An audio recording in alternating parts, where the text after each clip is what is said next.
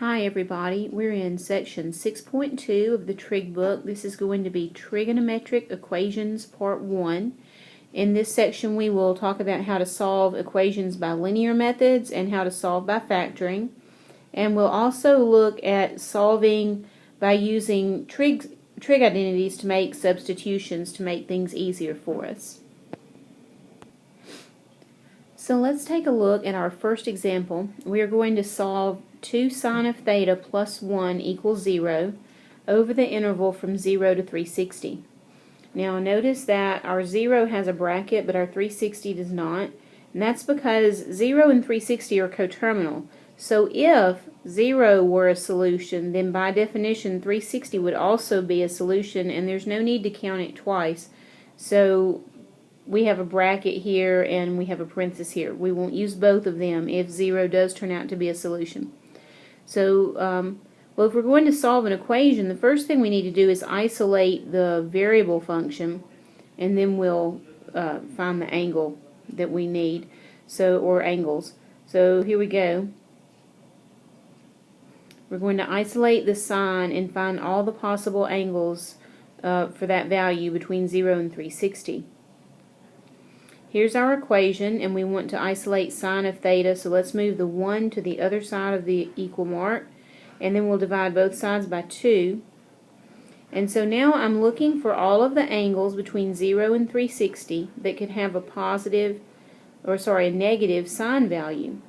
And we know that sines are negative in quadrant 3 and quadrant 4. So we also know that the sine of 30 degrees is 1/2, so these reference angles are both 30. That means that our standard position angle here would be 210, and our standard position angle here would be 330, and those are the only two solutions we're going to get in the first trip around the circle.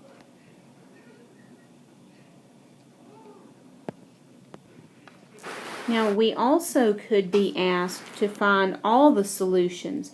They're not just the solutions that are between 0 and 360, but all of them. And in that case, we want to include all of the angles that are coterminal with this one, and all of the angles that are coterminal with this one. Now remember that coterminal angles are separated from each other by 360 degrees, or a multiple of 360. So to write out all the solutions, all we have to do is include plus 360 times n after each angle, and we should also specify that n is an integer, just like that.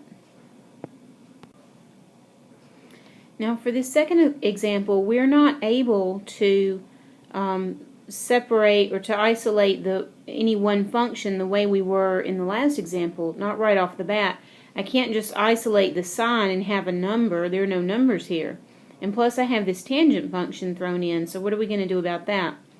Well, when you have more than one function, you have to separate them somehow. You can't deal with both functions at the same time. So our choices are either factoring or using a trig substitution to get rid of the extra function.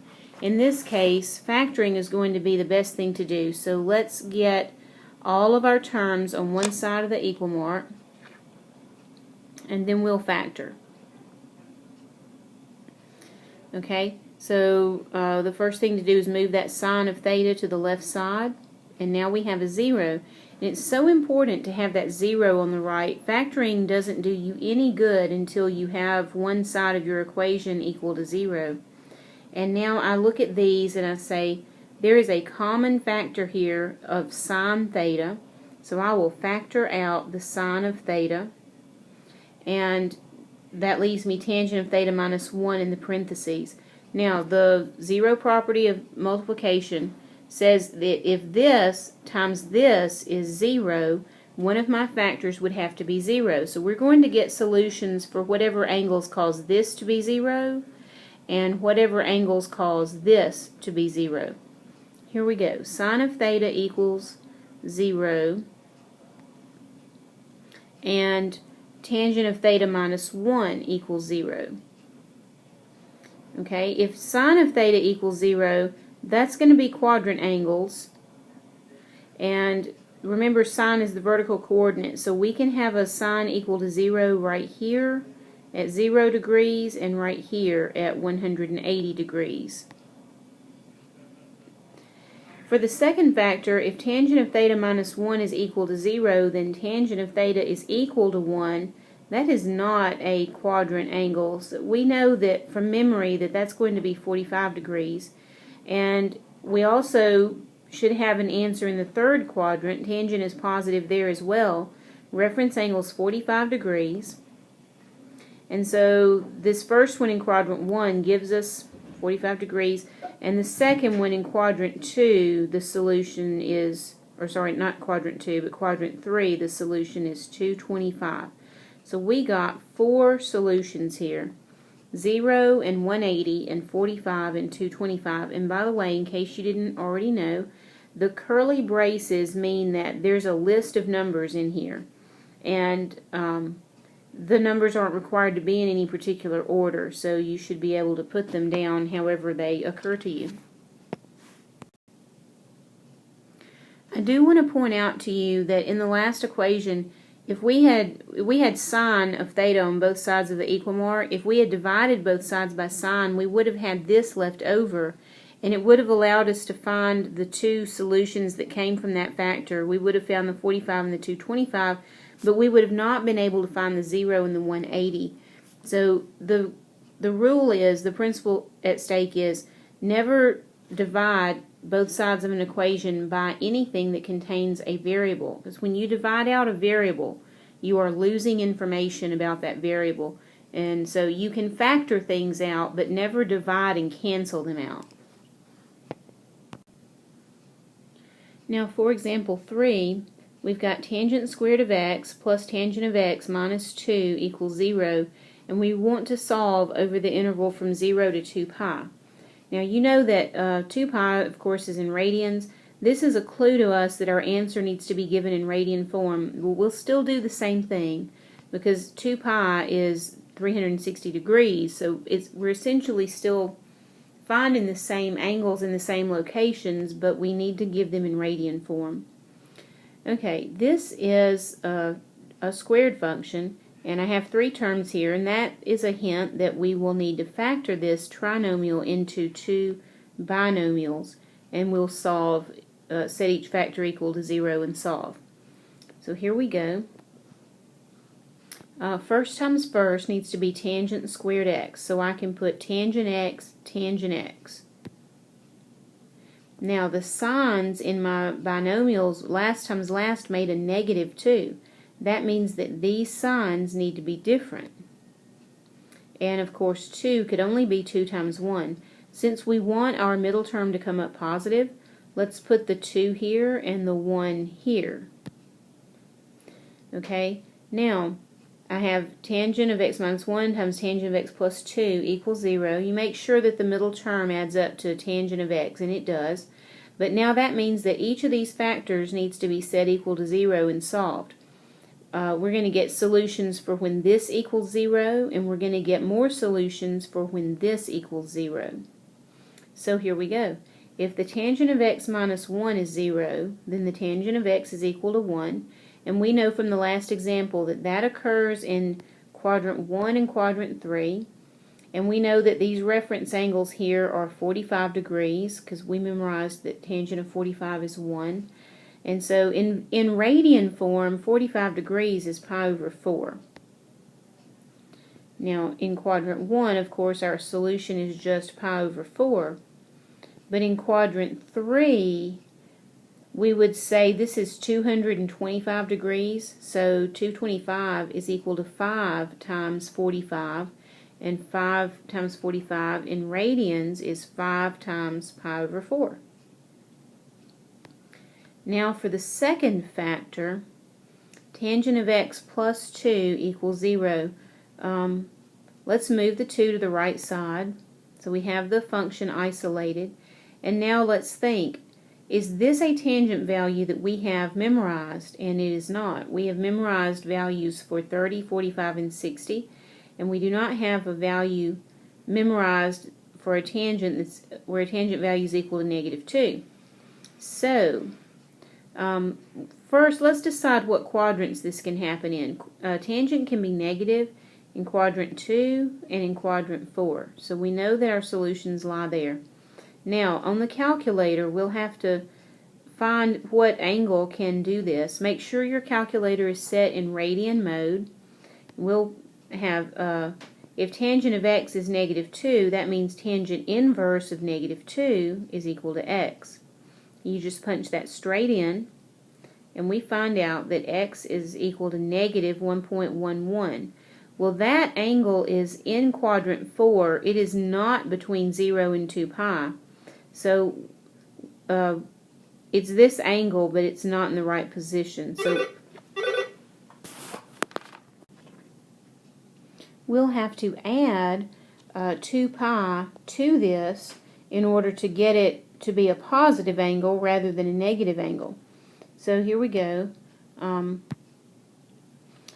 To find the second quadrant angle, we know that 1.11 is the reference angle, so we'll just do pi minus 1.11 here. And we find 2.03. And on this one, we'll do 2 pi minus 1.11, and we'll get 5.18. So these two are not exact values. That's okay. Sometimes that happens. You know, the entire world is not made of exact values. But when it's possible, we'd rather work with exact values, but sometimes we have to go with the decimal values. And that happened because -2 was not one of our memorized exact values that we know. So altogether, all four solutions are pi over 4 and 5 pi over 4 and 2.03 and 5.18. Now let's look at this equation. Tangent of x plus square root of 3 equals secant of x. And we're still working in radians. And this time notice that none of the things we've tried before will work here. We cannot isolate the tangent of x because we have this secant function to deal with. And we cannot factor anything out because all of my terms are just one function. There's nothing really to grab hold of for factoring purposes. And so when this happens, one of the things we can try is to square both sides. And that will give us a Pythagorean looking expression that we can use our Pythagorean identities to work on. But it also creates a problem. Whenever you square both sides of an equation, you introduce the possibility of false solutions because you know negative times negative is positive. So if you square something that was negative, you lose information about that sign because it comes up positive. So we'll have to check all of our answers at the end, but at least this gives us a place to start if we square both sides. So squaring the left side and squaring the right side, I'm going to use the FOIL method basically to multiply this times itself, but we're using a shortcut. So first times first is tangent squared.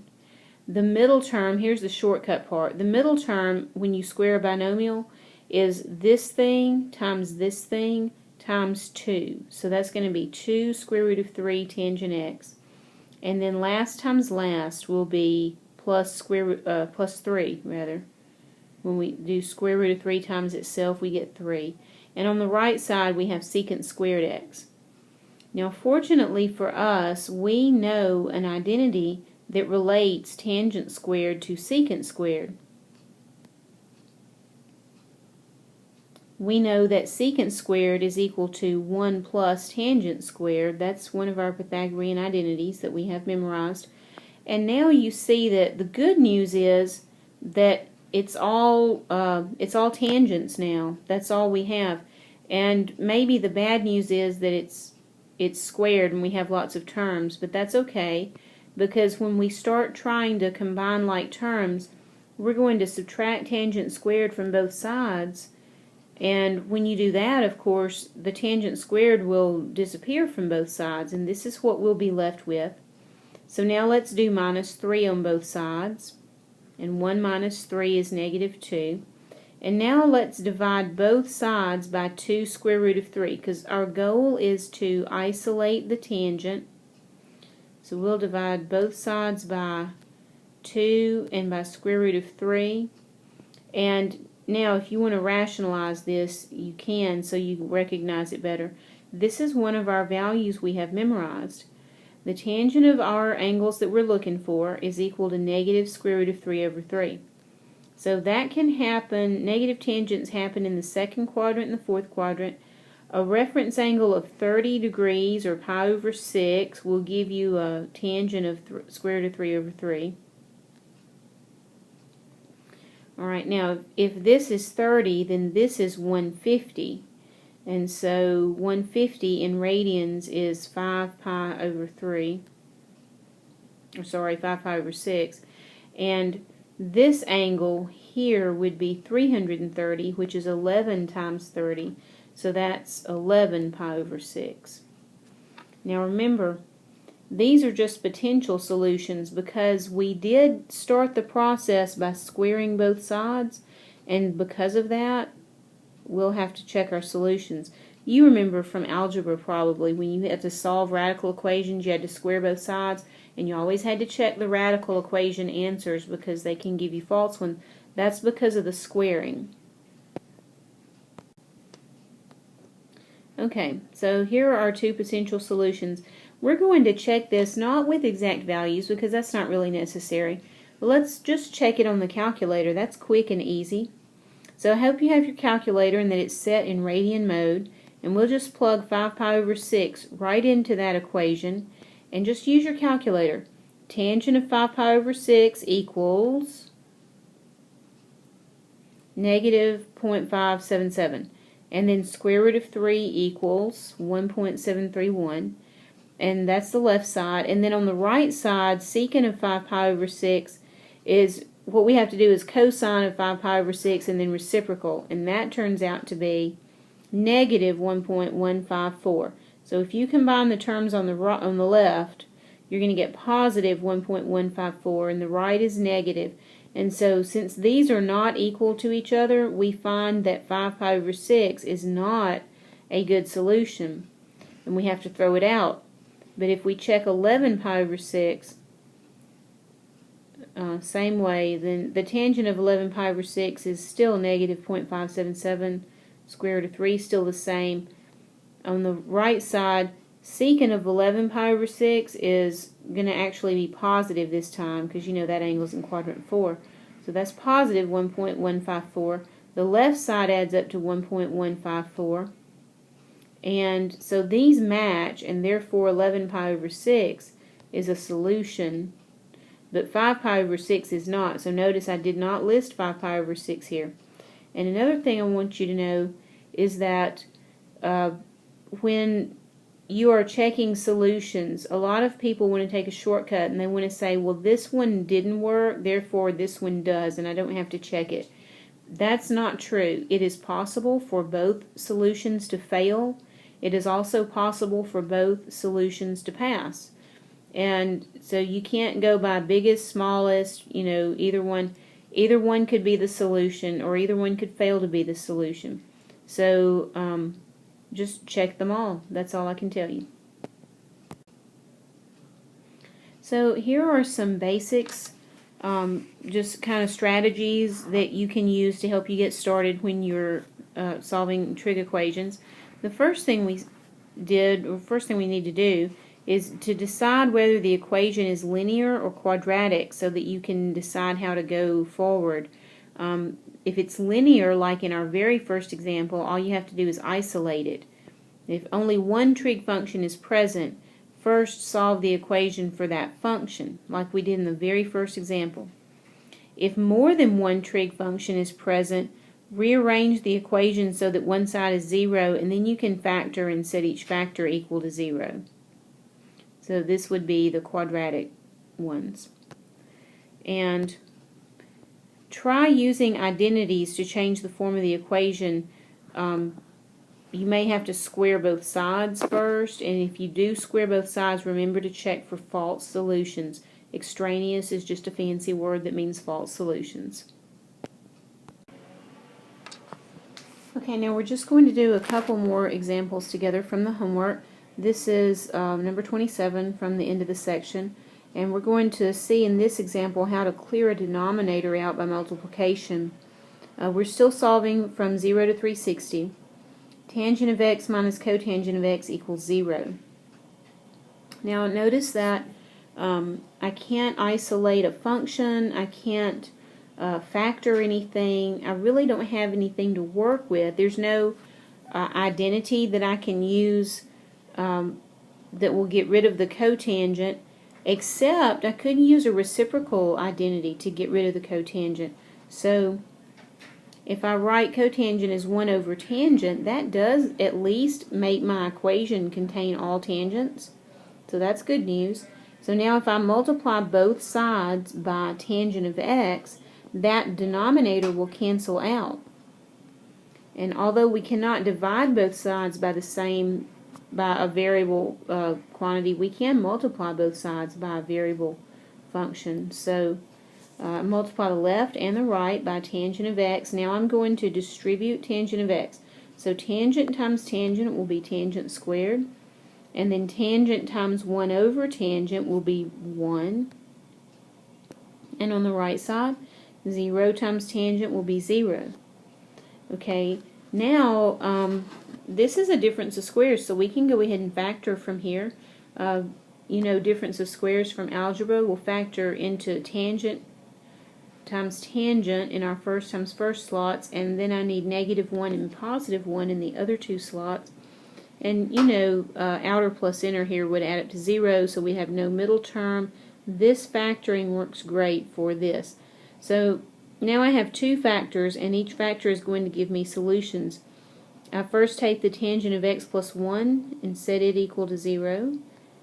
And let's isolate the tangent and think, where could we have negative tangent values? Well, we know that's quadrant 2 and quadrant 4.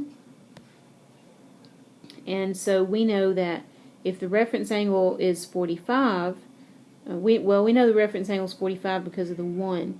And then we know if the reference angle is 45 that this other side, this standard position angle, that's 135. And for this angle, this is going to be 315. Okay, now we take our other factor, tangent of x minus 1 equals 0, and then add 1 to both sides. And where can we have positive tangent values? Well, that's 1 and 3.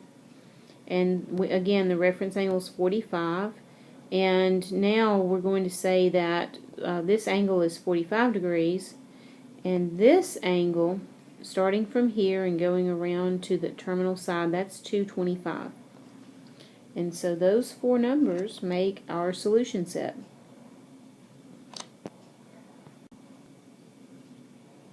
And here's another one. We've got cosine squared equals sine squared plus 1. The problem here, of course, is that I have two different functions.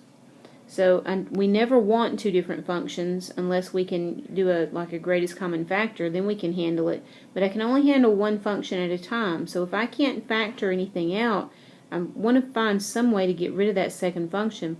And fortunately, we have our Pythagorean identities. So we could substitute here for either cosine squared or sine squared. We know sine squared plus cosine squared is 1. So I'm going to say that sine squared is equal to 1 minus cosine squared, and I'm going to replace this sine squared with a 1 minus cosine squared. See? Same equation, I just took out the sine squared and put in the 1 minus cosine squared. Now I'm going to combine my like terms. So I have added cosine squared to both sides. That gives me 2 cosine squared on the left, and on the right 1 plus 1 is 2. And so now the thing to do is to try to isolate that cosine squared. We'll divide both sides by 2, and 2 divided by 2 is 1. So now the thing now is that the cosine is squared, so I need to unsquare it so I can get my solutions. So I do the square root of both sides, and algebra says whenever we do the square root of both sides we have to put in that little plus minus symbol. And so now I have cosine is equal to either positive 1 or negative 1. So if cosine is equal to positive 1, well, that's going to be this quadrant angle here, this 0 degrees.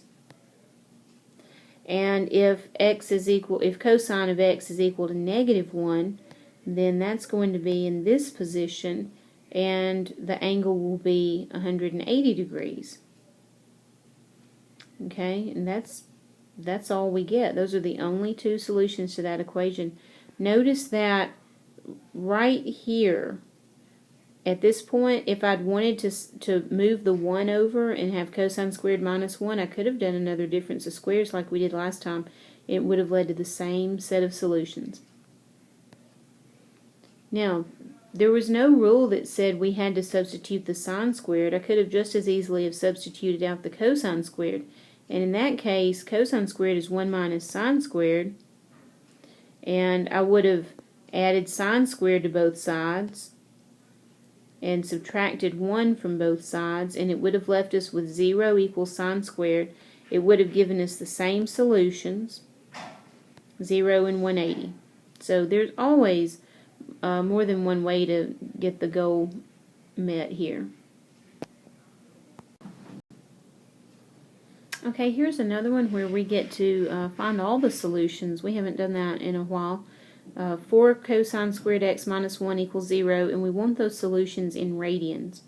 The first thing I notice when I look at this left side of this equation is that there's only one function. I think that's great. And also, we have a difference of squares here. 4 cosine squared x is the square of 2 cosine x, and then of course 1 is the square of 1. And so I'm going to take our equation and not move anything anywhere, just go ahead and factor it. The first times first will be 2 cosine times 2 cosine, and then the last times last will be positive 1 and negative 1. And so we have two factors. We have 2 cosine x minus 1 and 2 cosine x plus 1. We'll take each one and set them equal to 0. If 2 cosine x minus 1 equals 0, then 2 cosine x equals 1, and cosine x equals 1/2. And same thing for the other one. If 2 cosine x plus 1 equals 0, then cosine x equals negative 1/2. Now let's take those two expressions and find the angles that they match. If the cosine of x is equal to 1/2, that means those two angles are in quadrant 1 and quadrant 4. And if the cosine of x is equal to negative 1/2, that means those angles are going to be in quadrant 2 and quadrant 3. But for the 1 and 4 angles, the reference angle is 60 degrees, which of course is pi over 3. Alright, so this angle is going to be 60, this one's going to be 300. And here again, reference angle is 60. And so this angle is going to be 120. And the second angle is going to be 180 plus 60, that's 240. Now we've got to put them in radians.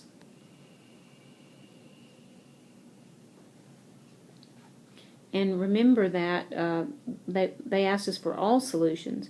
So we'll say pi over 3 plus 2 pi n, where n is any integer. That accounts for all the angles that are coterminal to this one.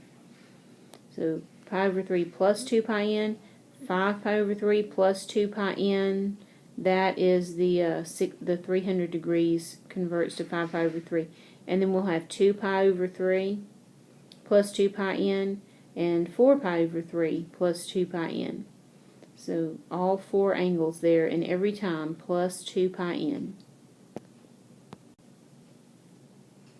And here's another quadratic one. We're asked to solve over the interval from 0 to 2 pi. Since it's quadratic, we know we're going to want to factor. I also think we're going to want our sine squared term to be positive. So let's take this term and move it over to the right side. And so we can have our 0 on the left side. Okay, now this is a trinomial. We'll factor it into two binomials. So first times first is 2 sine squared x. That's going to make 2 sine x times 1 sine x. And the signs need to be the same. They both need to be positive. And the numbers need to be 1. So now I have 2 sine x plus 1 times sine x plus 1 equals 0. Take each factor and set it equal to 0. If 2 sine x plus 1 equals 0, then 2 sine x is negative 1, then sine x is negative 1/2. That could happen in either quadrant 3 or quadrant 4, and the reference angle for a sine of 1/2 would be 30 degrees. So we know 30 degrees is pi over 6 radians, and so the total angles here from standard position, from 0 all the way around to this terminal side, would be pi plus pi over 6. That's 7 pi over 6.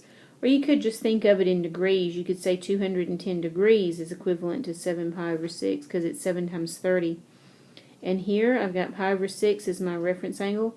That means 330 degrees as my standard angle, and 330 is 11 times 30, so that's 11 pi over 6.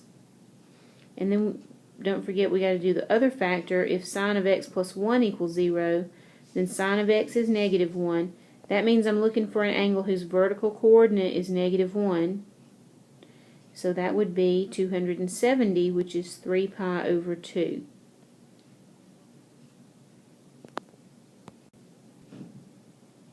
Okay, so just to see all the solutions together in curly braces, 7 pi over 6, 11 pi over 6, and 3 pi over 2. And notice that we don't need all of that plus 2 in pi business this time because they didn't ask us to find all the solutions, just the ones between 0 and 2 pi. Here is another one where we need to factor, and we know we need to factor it because we see that it's got a quadratic term and a first power term, so it's going to have to be factored. If we move the 1 over to the left side, then we'll have 6 sine squared x, or sine squared theta, plus sine theta minus 1 equals 0. Let's split that into two binomials. 6 sine squared theta gives you 3 sine theta times 2 sine theta. And then your signs need to be different, so let's put a minus and a plus. And then last times last, of course, is 1. So I believe if we arrange the signs this way, where the positive 1 is with the 2 sine theta, and the negative 1 is with the 3 sine theta, then when you check your outer plus inner, you'll see that the middle term is going to be positive 1 sine x. So that's what we want. So that's the way I've got it arranged. Now, we're asked to find all solutions in degrees. So we'll be working in degrees this time. Each of these factors is going to give us two solutions. If 3 sine theta minus 1 equals 0, we're going to get solutions, and if 2 sine theta plus 1 equals 0, we're going to get solutions. So for this one, if 3 sine theta minus 1 is 0, then 3 sine theta is equal to 1. That means sine of theta is equal to 1/3. Now that is not a value that we have memorized, so we'll have to use the calculator to generate this solution. So let's just punch it in. Make sure your calculator is set in degrees. We want our answer in degrees. And we'll say sine inverse of 1/3 equals, we're going to get a number here, and it's 19.5. Now I've already drawn my coordinate systems in quadrant 1 and quadrant 2 because this is a positive sine value. And now we know from the calculator that the reference angle is 19.5. So that means this angle over here is 19.5. And the total standard position angle here is 180 minus 19.5, which is 160.5. Now let's do this factor. 2 sine theta plus 1 equals 0. Isolate your sine function. Sine of theta is negative 1/2. That can only happen in quadrant 3 or quadrant 4. A sine of 1/2 means a reference angle of 30. And so theta here would be 210 degrees or 330 degrees. And so again, we got 4 solutions, 2 exact, 2 not exact. And since we were asked to find all solutions, we attach this little, plus 360n to each answer, and that accounts for the original answer and all the coterminal answers. And that's all that there is to it.